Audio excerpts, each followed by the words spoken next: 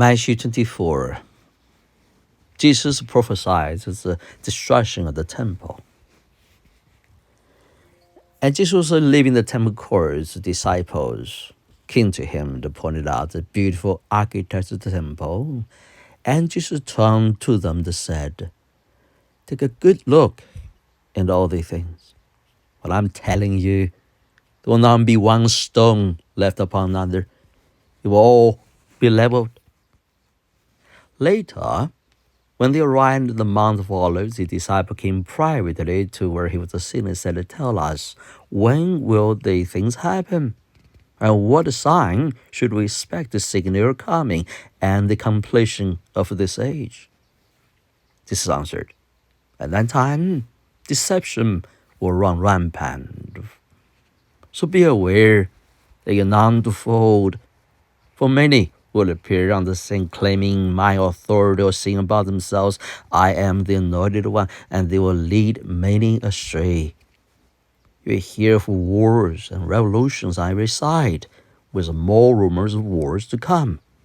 Don't panic or give in to your fears, for the breaking apart of the world system is destined to happen. But it won't yet be the end. It will still be unfolding. Nations will go to war against nations and kingdoms against kingdoms, and there will be terrible earthquakes, horrible epidemics, and famines in place after place. This is how the birth pains of the new age will begin. Persecution of believers. You can expect to be persecuted, even killed.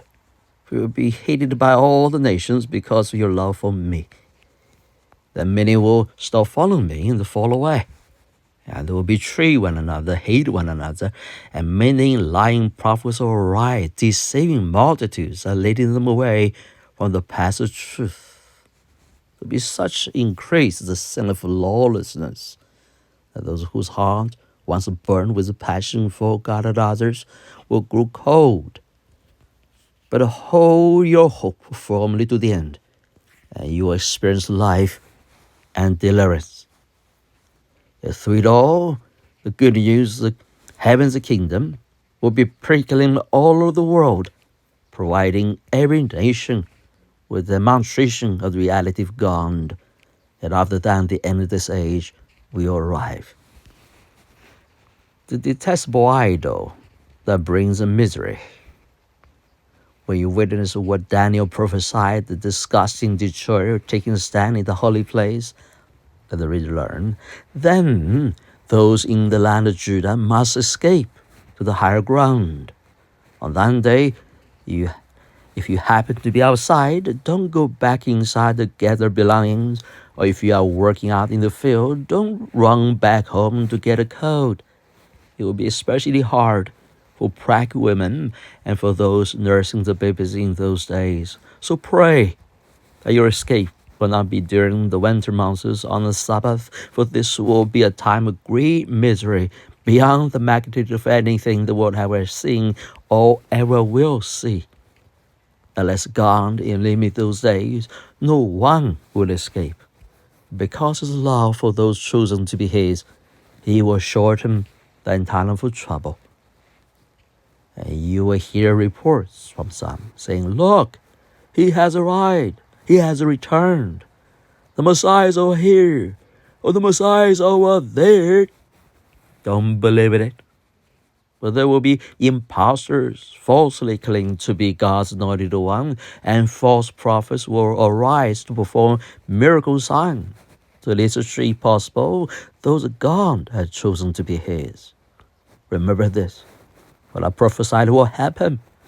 So if someone say to you, "Look, the anointed one has returned. He is in the desert," don't go chasing after him. Or if he say to you, "Look, he is here in our house," don't believe it. The appearing of the Son of Man will burst forth with the brightness of lightning shining from the eastern sky to the west. How do birds pray? Know where the dead body is. They just know instinctively.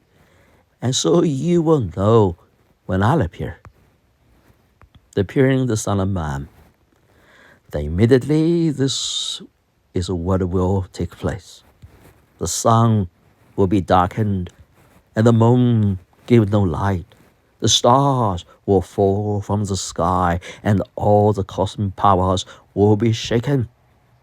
And the sign of announcing the Son of Man will appear in the sky, and all the nations of the earth will mourn over him, and they will see the Son of Man appearing in the clouds of heaven, revealed with a mighty power, great splendor, and glory. And will send his messenger with the loud blast of the trumpet with a great voice. They will gather his beloved chosen one from the four winds, from one end of heaven to the other. The parable of the fig tree. Now learn the lesson from the parable of the fig tree. When spring arrives, it sends out its tender branches and the sprouts leaves. You know that summer is near. So it will be with you. When you observe all the things taking place, you will know that it is near, even at the door. I assure you, the end of this age will not come until all I have spoken comes to pass. The earth and the sky will wear out and fade away before one word I speak loses the power or fails to accomplish the purpose. Live always ready for his appearing. Concerning that day and that hour, no one knows when it will arrive. Not even the angels of heaven, only the Father knows. For it will be like it was in the days of Noah, when the Son of Man appears. Before the flood, people live their life eating, drinking, marrying, and having children. They did not realize the end was near until Noah entered the ark. And then suddenly, the flood came, took them all away in judgment. It will happen the same way when the Son of Man appears. And that time, 2 men will be working on the farm. One will be taken away in judgment, the other left. 2 women will be grinding grain. One will be taken away in judgment, the other left. This is why you must stay alert, because no one knows the day your Lord will come. But realize this.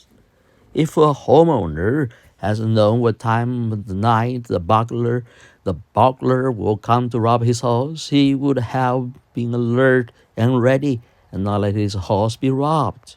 So always be ready, alert, and prepared, because in an hour when you are not expecting him, the Son of Man will come. The wise and the faithful servant.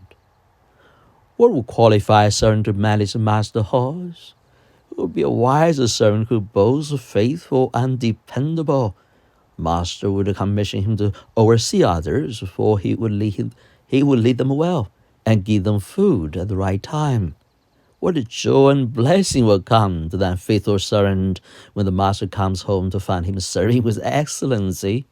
I can promise you the master will raise him up and put him in charge of all that he owns. But the evil servant says in his heart, my master delays coming, and who knows when he will return. And because of the delay, the servant betrays those in his master's household. Instead of caring for the one he appointed to serve, he abused the other servant to begin to party with the drunkards. Let me tell you what will happen to him. His master will suddenly return unexpectedly, and he will remove the abusive, selfish servant from his position of trust. And the master will cut him in two and assign him to the place of great sorrow and anguish, along with all the other hypocrites.